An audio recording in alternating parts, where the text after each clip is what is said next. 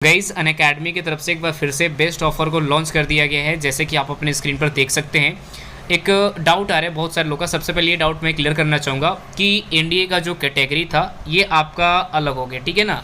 और आपका जो air force XY navy coast guard जो था ये अलग बन चुका है, ठीक है ना। अब ये नहीं सोचना कि एक में ही है, ये अलग अलग कैटेगरी बन चुका है।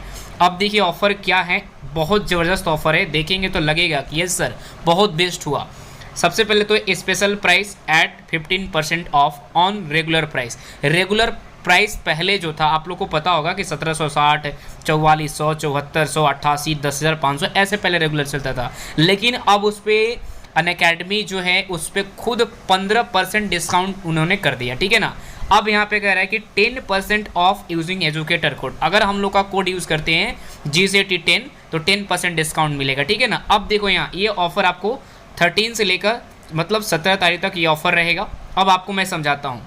रेगुलर प्राइस जैसे कि आप अपने स्क्रीन पर देखिए साफ साफ कि रेगुलर प्राइस ये रहता था प्राइस।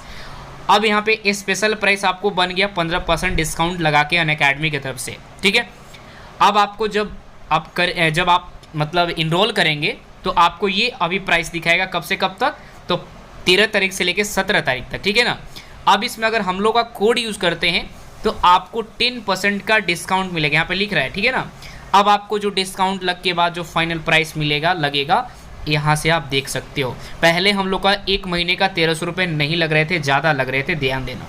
पहले हम लोग का 2 साल के बहुत ज़्यादा आता था, लेकिन अब यहाँ पे हम लोग को मिल रहा है 8078 में।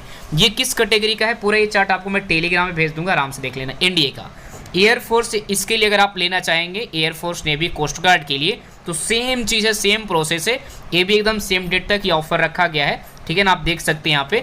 लेकिन इसमें भी प्राइस का क्या है भाई, तो इसमें भी फंडा भैया कमी है, ठीक है ना। देख लीजिए आप, मतलब एनडीए कैटेगरी में प्राइस ज़्यादा है। अगर आप एयरफोर्स नेवी कोस्ट गार्ड तैयारी करते हैं इसके लिए कम रखा गया है, ठीक है ना।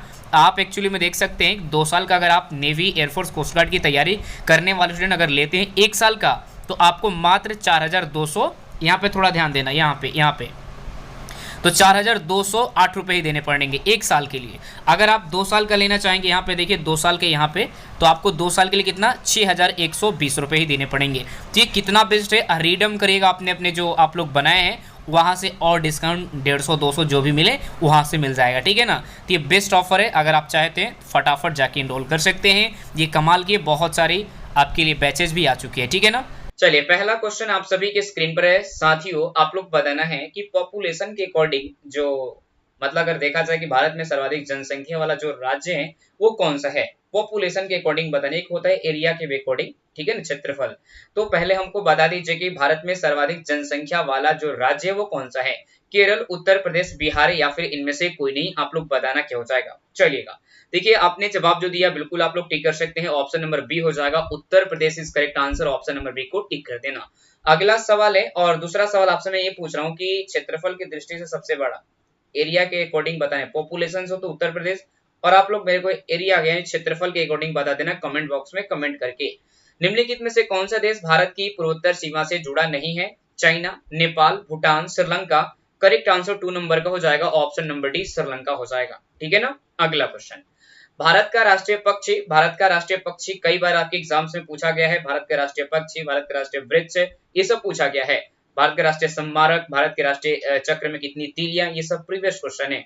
Is the national bird of India कबूतर, मोर, चटक, गरैया या फिर इनमें से कोई नहीं।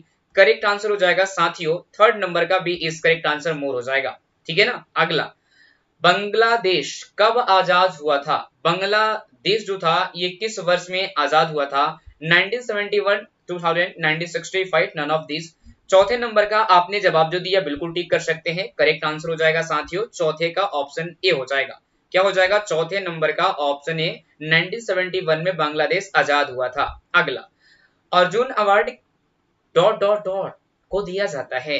विशिष्ट खिलाड़ी, कलाकारों को, वैज्ञानिकों को, कवियों को। आप लोग बताइएगा, जल्दी से बताना लेकिन अच्छे से बताना। अवार्ड जो है ये अर्जुन ये किस क्षेत्र में दिया जाता है, तो 5वें नंबर का हो जाएगा ऑप्शन ए। करेक्ट आंसर हो जाएगा विशिष्ट खिलाड़ी को, out and standing sport person को, ठीक है, जो स्पोर्ट्समैन होते हैं ना उन्हीं को ये दिया जाता है, यानी जो विशिष्ट खिलाड़ी होते हैं अर्जुन अवार्ड उन्हीं को दिया जाता है। 6ठा नंबर सवाल है, निम्नलिखित में से किसे भारत रत्न से सम्मानित किया गया है। अब देखो अब कहेंगे सर जी ऐसे तो भारत रत्न बहुत सारे लोगों को मिल चुका है ना, अब हमने निम्नलिखित में से क्या, इसका मतलब होता है कि निम्न, ये जो दिया गया चारों ऑप्शन में से निम्न करना है, ठीक है ना। ऐसा तो बहुत सारे लोग भारत रत्न इनसे भी आगे लोगों को मिल चुका है ना। तो निम्न में से बताना है आपको। छठे नंबर का correct answer option B, Shri Lata Mangeshkar को ये भारत रत्न से सम्मानित किया जा चुका है, याद रखिएगा, बहुत अच्छा क्वेश्चन है, option B is correct answer. सातवां नंबर, पुरातन नालंदा विश्वविद्यालय किस राज्य में स्थित है, आप लोग बताना।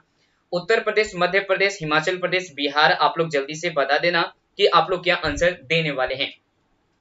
देखिए पुरातन नालंदा विश्वविद्यालय किस राज्य में स्थित था, करेक्ट आंसर सातवें नंबर का बिल्कुल हो जाएगा डी, बिल्कुल टिक कर देना, option D is correct answer, Bihar में, ठीक है ना। बिहार में काबा, बिहार में सब। चल आगे बढ़ा। अरुणाचल प्रदेश भारत का एक राज्य है जो कि डॉट डॉट डॉट सीमा पर स्थित है, दक्षिण पूर्वी, दक्षिणी पश्चिमी, पूर्वोत्तर, पूर्व से पश्चिमी, आप लोग बता सकते हैं, जल्दी से बता देना, जल्दी से साथियों।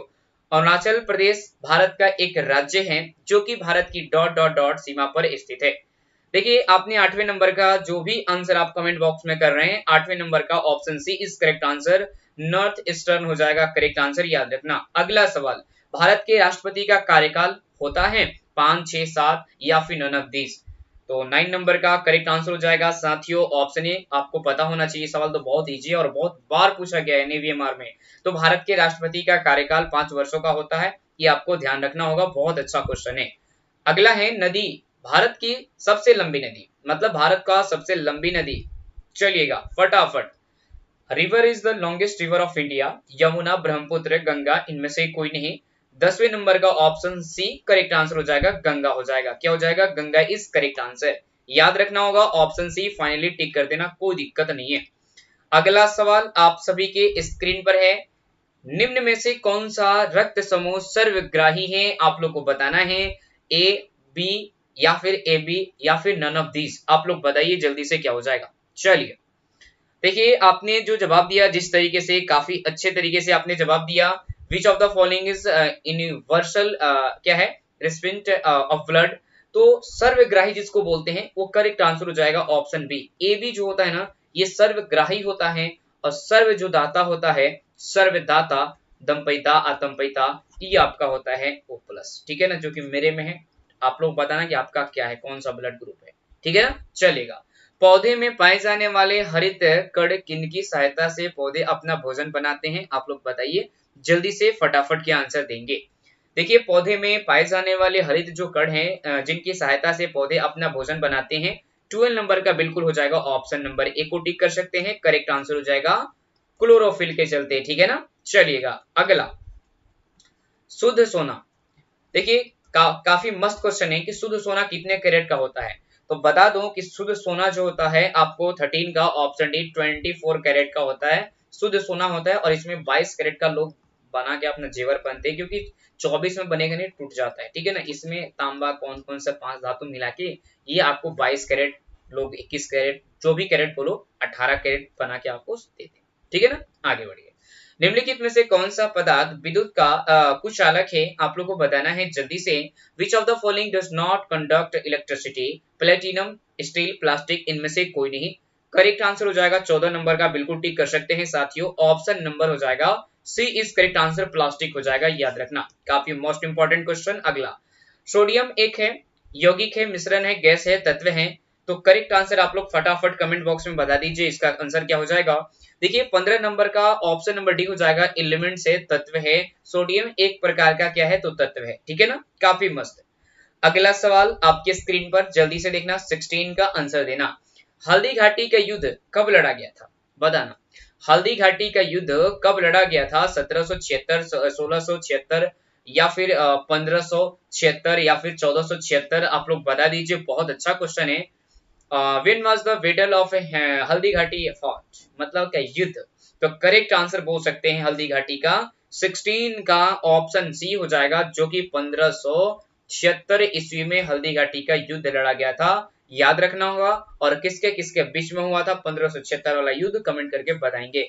चलिएगा आगे बढ़ो, फटाफट देखो, जल्दी से देखो, 17 नंबर रिकॉर्डेड वर्जन का बोलो, देखिए बीरबल किसकी अदालत में एक सलाहकार था?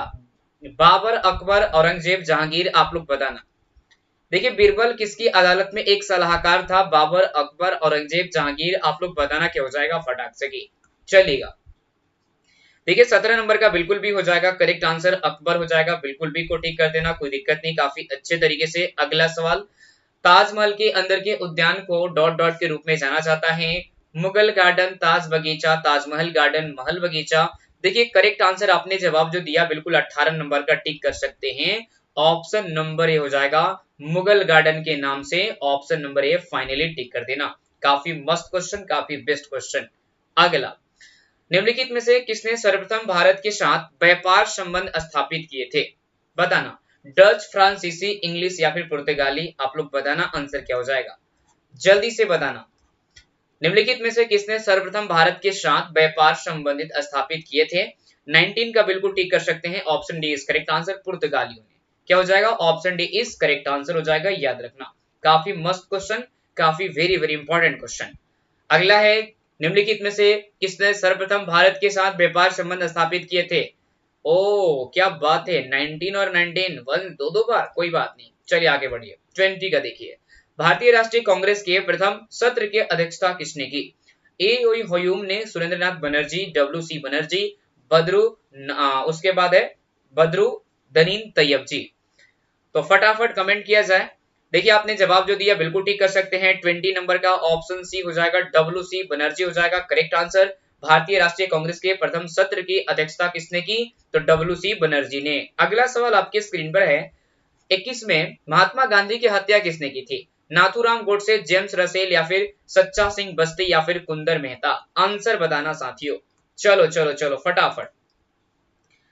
देखो इस वीडियो को लाइक से ज्यादा शेयर करना, लाइक से ज्यादा शेयर करना और उसके बाद शेयर करके लाइक करना। चलो 21 नंबर का ऑप्शन ए हो जाएगा नाथूराम गोडसे करेक्ट आंसर हो जाएगा, याद रखना। महात्मा गांधी की हत्या किसने की थी? तो करेक्ट आंसर हो जाएगा ऑप्शन नंबर ए हो जाएगा। बिल्कुल आपने करेक्ट आंसर दिया, थैंक यू सो मच। काफी बढ़िया सवाल, काफी अच्छा प्रदर्शन। अगला नेक्स्ट क्वेश्चन, इंकलाब जिंदाबाद का नारा किसने दिया था? सुभाष चंद्र बोस ने, बाल गंगाधर तिलक ने, भगत सिंह ने, सुखदेव ने? आप लोग बता दीजिए फटाफट आंसर क्या हो जाएगा। इंकलाब जिंदाबाद का नारा किसने दिया था? Subhash Chandra Bose, Bal Gangadhar Tilak, Bhagat Singh, Sukhdev? Correct answer 22 number का बिल्कुल सी को टिक कर सकते हैं, भगत सिंह। क्या हो जाएगा? भगत सिंह इस करेक्ट आंसर, याद रखना साथियों। इंकलाब जिंदाबाद का नारा दिए थे। चलिएगा अगला सवाल आपके स्क्रीन पर है 23 में कि आंदोलन रेड शर्ट के अगुआ कौन थे? मौलाना आजाद, मोहम्मद अली जिन्ना, मोहम्मद अली खान, अब्दुल गफ्फार खान या फिर अशफाक उल्ला खान? बताइएगा क्या हो जाएगा आंसर। काफी मस्त क्वेश्चन साथियों, एकदम लग जाना है, ठीक है ना। देखिए आपने 23 नंबर का बिल्कुल सी को टिक कर सकते हैं, Khan Abdul Ghaffar Khan. Option C is correct answer, आपने बिल्कुल सही जवाब दिया, बहुत अच्छा, थैंक यू सो मच। अगला सवाल, समुद्र में अधिक कांस्थ ज्वार भट्टा किस कारण से आता है?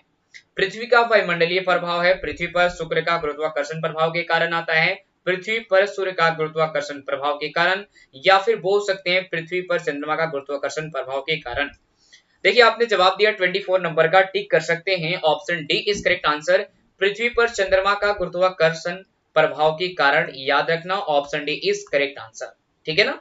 आगे बढ़िएगा, हरित क्रांति का सर्वाधिक प्रभाव किसमें देखा गया था? गेहूं में, चावल में, दाल में, तिलहन में? आप लोग बता देना कि आप लोग ये आंसर देने वाले हैं फटाफट। चलिएगा देखिए हरित क्रांति का सर्वाधिक प्रभाव किसमें देखा गया था? तो करेक्ट आंसर आप लोग में से जो जवाब दिए हैं 25 नंबर का हो जाएगा ऑप्शन ए, जो कि गेहूं में सबसे ज्यादा ये देखा गया था, ध्यान रखना, ठीक है ना, याद रखना, बहुत अच्छा क्वेश्चन है।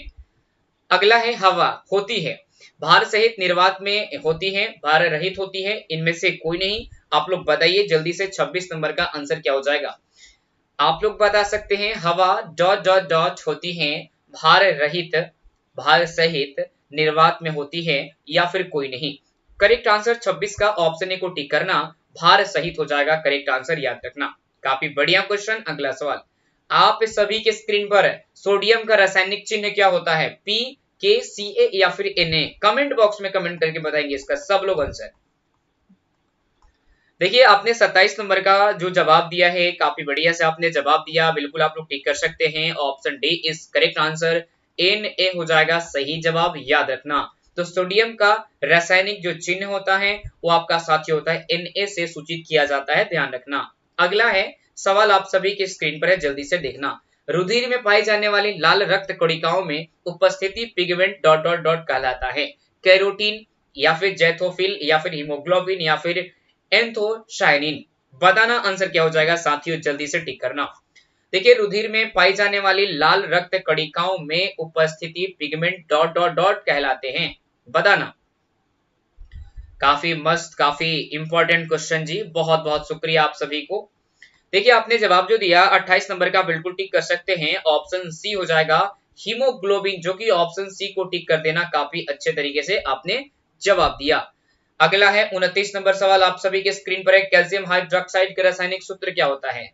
कैल्शियम हाइड्रोक्साइड का रासायनिक सूत्र क्या होता है, आप लोग बता देना। Calcium hydroxide is donated bye dot dot dot CaOH2 या फिर CaCl2 CaCO3, none of this correct answer हो जाएगा साथियों। 29 नंबर का बिल्कुल टिक कर सकते हैं, ऑप्शन ए हो जाएगा जो कि CaOH2 हो जाएगा सही जवाब, ध्यान रखना, ठीक है ना। अगला सवाल, तंबाकू का मुख्य घटक मॉर्फिन, निकोटीन, एस्प्रिन या फिर इनमें से कोई नहीं, ने भी हमारा पूछा गया था, आप लोग को पता होना चाहिए। ये सवाल पूछा गया था 30 का, नोट कर लेना।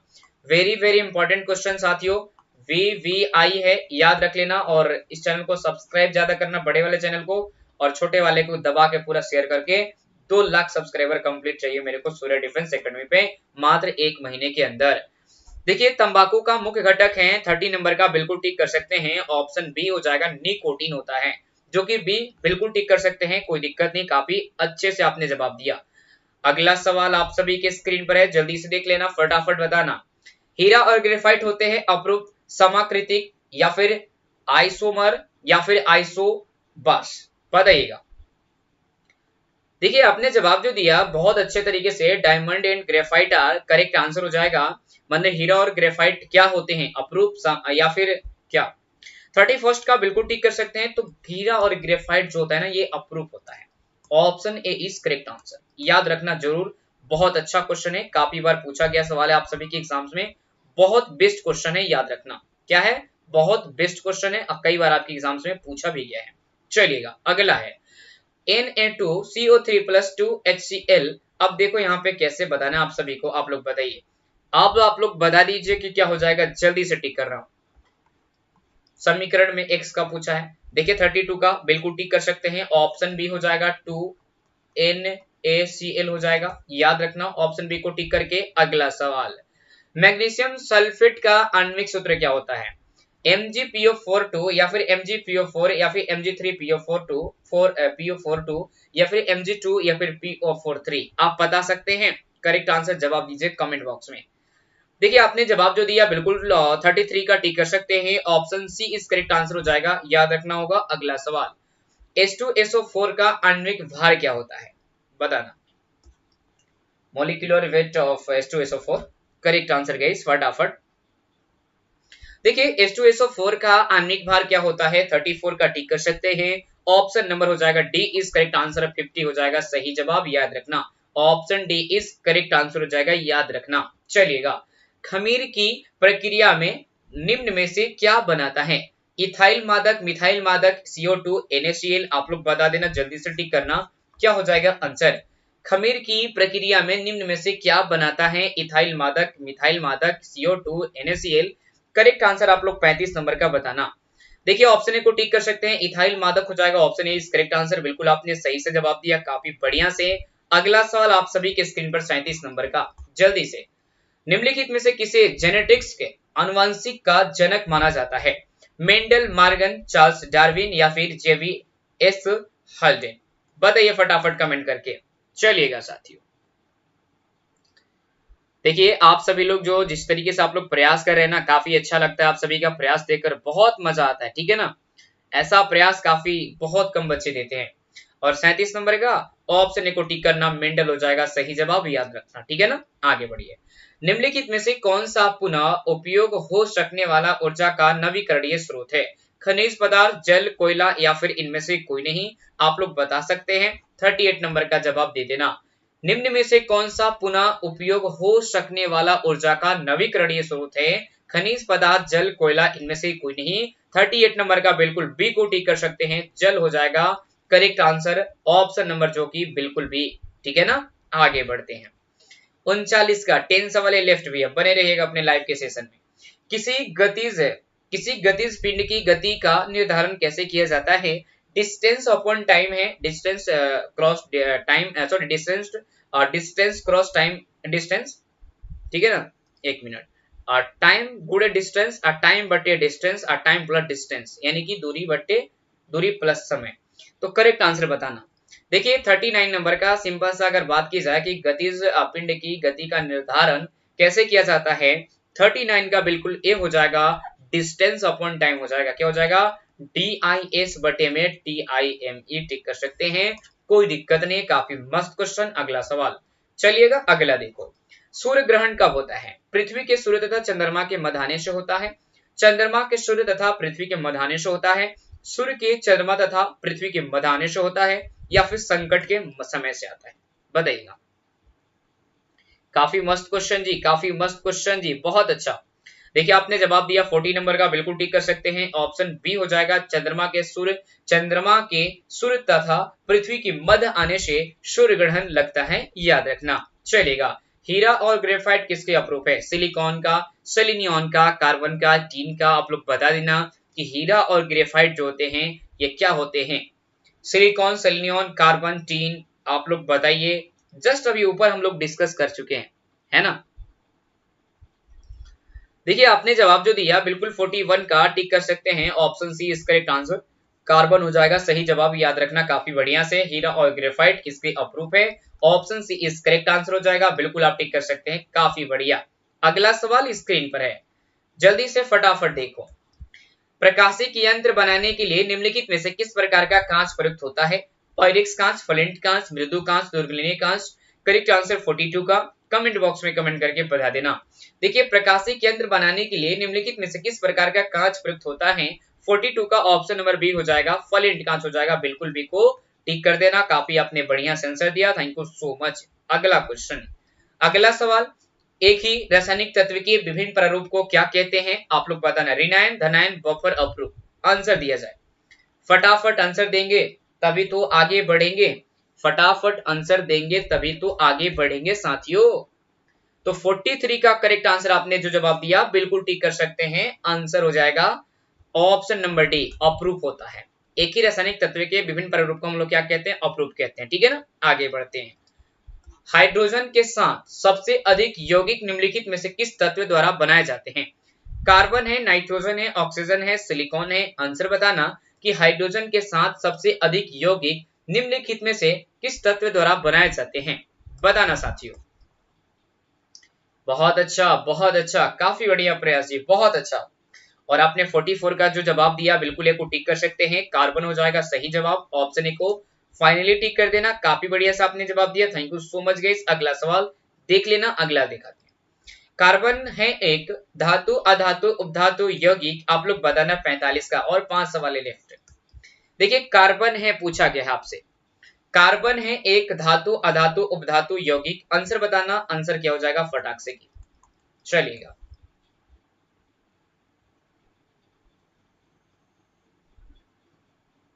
बढ़िया क्वेश्चन। कार्बन है एक प्रकार का, 45 का। आप बोल रहे हैं आप लोग अधातु, नन मेटल है, option B is correct answer. साथियों याद रखना, भारी जल एक प्रकार का है, बताना क्या हो जाएगा। भारी जल एक प्रकार का है, शीतलक है, मंदक है, ऐसा या फिर ईंधन है? आप लोग बताना, फ्यूल।